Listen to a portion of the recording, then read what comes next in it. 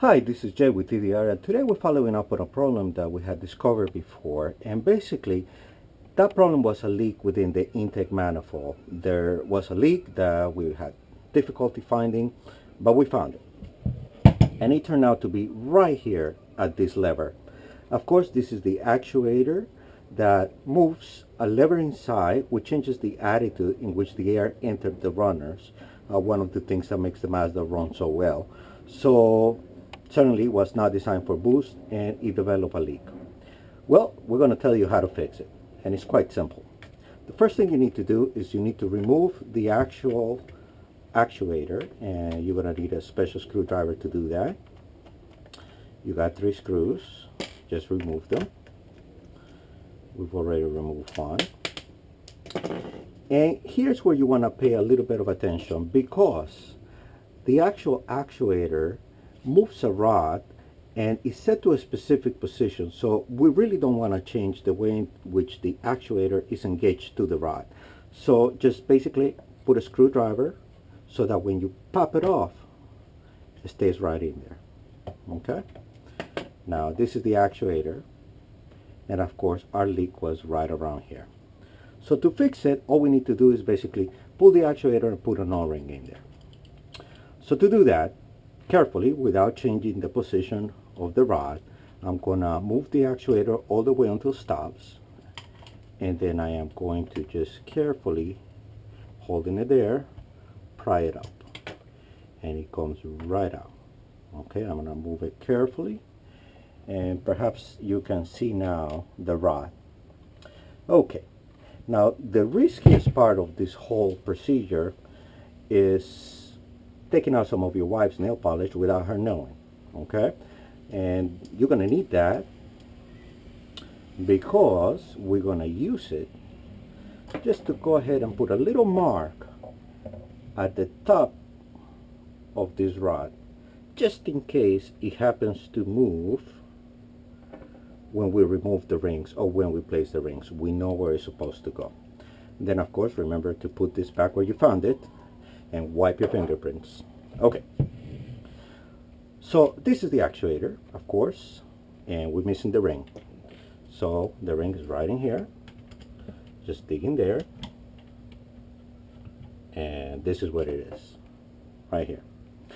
Now the problem is that, as you can see, there is about a 4 millimeter extra space for this ring to travel. So for a long time I was seeing that my long-term fuel trims will vary drastically. I didn't understand why, but now I do. What happens is during boost, the ring gets pushed outwards, of course, and you have a little bit of a boost leak.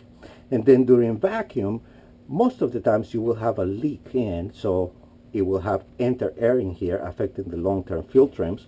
But then on occasion, the vacuum may actually catch the O2 ring and pull it back and seal it. So sometimes you have a leak and sometimes you don't, and that's what pretty much drives me crazy. Well, the solution, like I said, is quite simple. You're going to need this is an O2 ring from an fuel injector, which you can get on an auto parts for about $1. And that O-ring is just going to fill that space right there. So we're going to fit it in there. We're going to make sure our rod stills in the proper position. Yep, there it is. And we're going to insert the actuator, again making sure that the stopper is right here, and of course my actuator stops right there because I wanted to engage in the same spot. So there it is. Now we're going to put our little lever back in place, and it just snaps right on, and then you're going to, of course, screw it in. Now, one important thing you need to make sure when you finish screwing it in is that it's not too tight. This is supposed to come back freely on a spring, so that it can return to the original position once vacuum is caught up at the solenoid. And how do we know it works? Well, because of course we tested it. And right here we have our not so pretty manifold, but it is attached basically to our pressure source. We have a tire inflator and a little pressuring device here. And I made a fake flat manifold here so it will hold that pressure. And I actually had it running, held about 20-25 psi for about 3-4 hours with very little loss of air. So this will again make sure that you have a leak-free system. Now, one more time, why is that so important? Well, if you tune in your car by taking away 10-15 points of timing, it's really not important because you have a lot of room for the car to experience a little bit of heat and not knock. However, when you do your tune right and you are timing your car just as it comes from factory or even a little bit higher, the long-term fuel trim is vital. And it is vital because if you do not set a long-term fuel trim, you'll never have accurate fueling.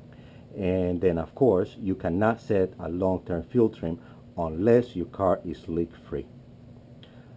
You may see some long-term set, and that's because there is another criteria. For example, if you're really short on fuel or really over fuel, the car will set a long-term fuel trim just to overcome that problem.